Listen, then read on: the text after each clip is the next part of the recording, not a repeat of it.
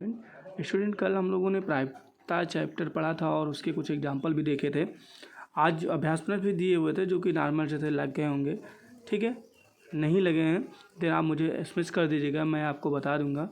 ठीक है, ध्यान दीजिए। जो चैप्टर का नाम है, नेक्स्ट चैप्टर है, वो है अवर्गीकृत आंकड़ों की माध्यिका एवं बहुलक। ठीक है, जिसको आप स्टैटिक्स के नाम से जानते हैं। ठीक है, मीन मीडियन मॉड पढ़ा होगा आप लोगों ने, उसी से रिलेटेड है ये चैप्टर। तो एक केंद्रीय प्रवृत्ति की माप क्या कहती है?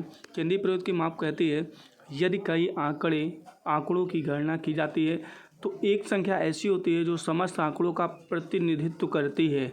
ठीक है, इस संख्या के आसपास सभी आंकड़े वितरित होते हैं। आंकड़ों की इस प्रवृत्ति को केंद्रीय प्रवृत्ति कहते हैं। ठीक है, केंद्रीय प्रवृत्ति की मापें 3 प्रकार से की जाती हैं। पहला माध्यिका है, दूसरा बहुलक है तथा तीसरा समांतर माध्य है। कहने का तात्पर्य यह है, केंद्रीय प्रवृत्ति की माप अगर सेंट्रल टेंडेंसी की बात करें हम, तो सेंट्रल टेंडेंसी ऐसा एक कोई संख्या होती है, सपोज लाइक दैट। अगर आप 1 से 100 तक की गिनती की बात कर रहे हैं, ठीक है, तो उस टाइम्स में क्या होगा कि जैसे 50 ले लिया गया, तो 50 एक ऐसी संख्या है जिसके चारों तरफ बाकी की संख्याएं जो हैं वो व्याप्त हैं। जैसे 1 से 100 तक कहा गया और कोई पूछ ले कि इनके बीच की संख्या क्या हो जाएगी, तो क्या हो जाएगी? 50 हो जाएगी। ठीक है, तो ऐसी कोई भी, जैसे 1 से 10 तक ली गई है, तो 1 से 10 तक की संख्याओं में अगर पूछा जाए तो क्या हो जाएगा? 5 हो जाएगा। तो 5 के आसपास और जितनी भी संख्याएं हैं वो कहने का मतलब है वितरित होती हैं। ठीक है, और जितने भी आंकड़े होंगे तो वितरित होंगे। जैसे हम लोग नॉर्मली अगर भाषा में बात करें तो औसत निकालते हैं। औसत देखा होगा आप लोगों ने, क्या करते हैं? सबको जोड़ के डिवाइड बाई नंबर्स कर देते हैं, वो औसत निकल आता है। जैसे 1 से 10 तक के अगर कक्षा 1 से लेके 10 तक के बच्चों का रिजल्ट हमें देखना है तो क्या करते हैं? जैसे कक्षा 1 में 50% पाए हैं बच्चे, फिर 2 में 30 पाए हैं या 40 पाए हैं, आगे 90% पाए हैं। तो इसी प्रकार ये होता है कि इन सबको जोड़ के डिवाइड बाई 10 कर देंगे, यानी जैसे 1 से 10 तक कक्षाएँ हैं, 10 कक्षाएँ हैं, देन उसका औसत निकल आएगा। ठीक, तो सेम इसी प्रकार होता है। पहली हेडिंग है माध्यिका यानी मीडियन। मीडियन क्या होता है? किसी समूह अथवा श्रेणी के पदों को आरोही यानी असेंडिंग या अवरोही यानी डिसेंडिंग क्रमों में रखने पर मध्य पद के मान को उस समूह अथवा श्रेणी की माध्यिका कहा जाता है। कहने का मतलब है, यदि कोई कुछ नंबर्स हैं, उनको सबसे पहले असेंडिंग ऑर्डर में रख दीजिए या फिर डिसेंडिंग ऑर्डर में, कोई एक चूज कर लीजिए, आरोही या अवरोही क्रम में रख लीजिए। उसके बाद जो इनका मध्य पद होगा वो उस समूह एवं श्रेणी की माध्यिका कहलाएगी। ठीक है, क्या कहलाएगी? माध्यिका यानी मीडियन। कोई पूछता है अगर मीडियन क्या है, तो जो भी आंकड़े दिए हुए हैं, जो भी मान हमें दिए हुए हैं, तो उनको क्या करेंगे? पहले अवरोही क्रम में रख लेंगे या आरोही क्रम में, असेंडिंग या डिसेंडिंग, कोई भी ऑर्डर आप लोग चूज कर सकते हैं। उसके बाद क्या होगा? जो मीन वाला पद होगा यानी मध्य जो पद होगा वो उस श्रेणी या समूह की माध्यिका कहलाएगा। ठीक है, सपोज एग्जाम्पल दिया हुआ है जैसे 5 विद्यार्थियों की ऊंचाई दी हुई है, कितनी है? 160 है, 163 है, 166 है, 172, 174 है, जो कि ध्यान दीजिए, इन छात्रों की ऊंचाई की माध्यिका 166 सेंटीमीटर होगी। क्योंकि ये ऑलरेडी आरोही क्रम में है। इनका मेन पद यानी मध्य पद कौन सा हो जाएगा? 5 पद हैं, 2 इधर निकल गया, 2 इधर पद निकल गया। ठीक है, दूसरा क्या है? फिर ये तो जनरल वे में बात होगी कि असेंडिंग ऑर्डर में रख दिया, उनका मध्य पद जो होगा उनकी माध्यिका होगी। कभी कभी क्या होता है कि आप लोगों ने देखा होगा, पदों की जो नंबर्स आप एलिमेंट्स होते हैं, ये नंबर हम आंकड़े होते हैं, जैसे यहाँ पे 5 हैं। ठीक, तो क्या करेंगे? सपोज अगर सम हो गया, सपोज ये टर्म्स ना होता, यहाँ पे 4 ही टर्म्स होते, तो इसमें माध्यिका हम कैसे निकालते हैं? माध्यिका कैसे निकालें? तो इसके केस में कुछ रूल्स हैं, देख लीजिए।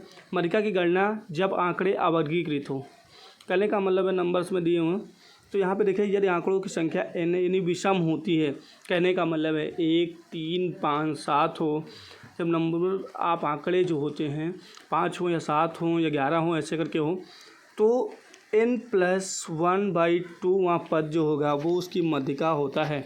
n+1/2 वहाँ पद जो होगा वो उसकी माध्यिका होता है। ठीक है, ध्यान रखिए इन बातों को। n+1/2 ये वाला रूल आपको याद करना है। फिर देखिए यदि इन सम संख्या हो, कहने का मतलब है 4 हो, आंकड़े 6 हो, 8 हो, तो क्या होगा, श्रेणी का कोई भी पद माध्यिका नहीं होता, किंतु 2 पद होंगे, जैसे n/2 वह पद और दूसरा n/2 + 1 वह पद। ठीक है, तो यहाँ पे क्या करेंगे, इन दोनों पदों के मानों के योगफल का आधा ही श्रेणी की माध्यिका होता है। ठीक है, ध्यान दीजिएगा इस टर्म्स को। इन दोनों पदों के मानों के योगफल का आधा श्रेणी की माध्यिका होता है, क्योंकि आपको यहाँ पे देखिए दर्शाया गया है। माध्यिका क्या होगा, n+2 वे पद का मान, फिर n+2 + 1, कहने का मतलब है जो भी पद होगा n/2 यानी आधे से एक ज़्यादा वे पद का, इन दोनों को ऐड कर देंगे और /2 कर देंगे। ठीक है, तो इस केस में क्या हो जाएगा, ये इस श्रेणी की या समूह का माध्यिका हो जाएगा। ठीक है, अगर सम संख्या है तो सपोज सम के लिए अगर यहाँ पे रूल लगाते हैं हम, सपोज ये ना होता तो क्या होता, n/2 कर देते, यानी कहने का मतलब 4/2 यानी कितना आएगा, दूसरा पद हो जाएगा, तो दूसरा पद 163 हो जाता, प्लस का क्या कह रहा है n/2 हो गया, यानी 2 हो गया, +1 क्या होगा, तीसरा पद। ठीक है, यानी ये 166, इनको जोड़ देते, /2 कर देते, अब जितना भी आएगा वो इन पदों की माध्यिका हो जाएगा। ठीक है, समझ में आया बच्चों, दोबारा समझ लीजिए। सपोज ये इस टर्म्स में ना होता,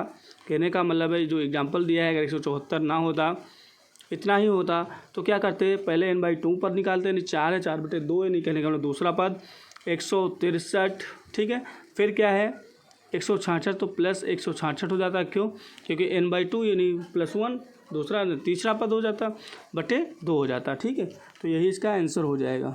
ठीक है, ध्यान दीजिएगा। अब क्या है, अब देखिए इन दोनों पदों के मानों का योगफल आधा ही श्रेणी की माध्यिका होता है। ठीक है, अब एग्जांपल के लिए देख लीजिए। ठीक है, इधर एक लगा है 24 जो है सम संख्या, यहाँ पे देखिए किसी कक्षा के विद्यार्थियों की संख्या इतनी है।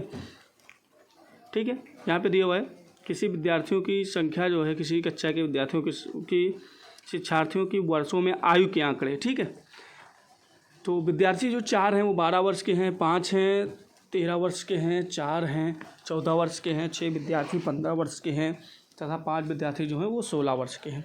ठीक है, तो इस केस में क्या होगा, वही रूल लगेगा। n कितनी है, सम संख्या है, तो सम संख्या के लिए क्या रूल है, यही n+2 वहाँ पद प्लस n+1 n/2 + 1वां पद /2 कर देंगे। अब देखिए यहाँ पे बारंबारता निकाल लीजिए, संचयी बारंबारता निकाल लीजिए, टेबल में संचयी बारंबारता जरूर निकालिएगा। अब आती है कम्यूटेटिव फ्रीक्वेंसी, इसको कहते हैं। तो संचयी बारंबारता होती क्या है, ये एक चीज़ ध्यान दीजिए, जैसे यहाँ पे 4 है तो 4 लिख दिया, अब ये 5 है तो 4 में 5 ऐड करके यहाँ लिख दिया, 5 4 9 हो गया, फिर 4 है तो 9 4 ऐड करके लिख दिया, फिर 13 और 6 ऐड करके लिख दिया, फिर 19 और 5 ऐड करके लिख दिया, इसमें ये ऐड होता जाता है। ठीक है, इसमें ऐड होता जाता है, तो इस केस में क्या होगा, और एक चीज़ ध्यान रखिएगा, जितने भी नंबर आप आंकड़े होंगे लास्ट में वही आना चाहिए, अगर उससे कम ज़्यादा आ रहा है इसका मतलब है आपने एडिशन करने में कहीं ना कहीं गलती की है। ठीक है, इन बातों को ध्यान में रखिएगा आप लोग। अब देखिए क्या होगा, n/2वां पद क्या हो जाएगा, n/2 कहने का मतलब है अगर सपोज 24 है तो 24/2 नहीं 12वां पद हो जाएगा। 12वां पद किस में आ रहा है, देखो इसमें आ रहा है। ठीक है, इसके सामने देखिए क्या है, ठीक है 14। ठीक है, तो 14 लिख दिया, 14वां पद होगा। फिर क्या है, ध्यान दीजिए n/2 + 1 यानी 12 हुआ, एक 13 हो गया, तो 13वां पद कहाँ आएगा, 13वां पद भी इसी में है, यानी 14 में। अगर 14 आता तो फिर वो अगले में चला जाता। ठीक है, 13वां पद भी 14 ही है। ठीक है, 13वां पद भी 14 ही है। समझ में आ रहा है, नहीं समझ में आया तो मैं दोबारा बता देता हूँ, ध्यान दीजिए, कुछ नहीं करना है, n/2 नहीं 24/2 करना है। 12वां पद देखिए किस में बिलोंग कर रहा है, इसी में बिलोंग कर रहा है। क्यों, क्योंकि 9 तक तो यहाँ है, 9 तक तो जहाँ है, 9 के बाद जितने भी पद हैं वो इसमें 14 वाले में है। ठीक है, ठीक है, तो ये 14 लिख दिया हमने। फिर क्या है 13वां पद भी इसी में है, तो 14 लिख दिया। अब क्या होगा, इन दोनों को जोड़ के आधा करना है हमें, इन दोनों को जोड़ के केवल आधा करना है। ठीक है, इन दोनों को जोड़ के आधा करेंगे तो ये आ जाएगा। ध्यान दीजिए यहाँ पर 14 + 14 / 2 करेंगे तो कितना आ जाएगा, 28/2 यानी 14, यानी जो 14 होगा ये इसकी माध्यिका हो जाएगा, जो 14 है वो उसकी माध्यिका हो जाएगा।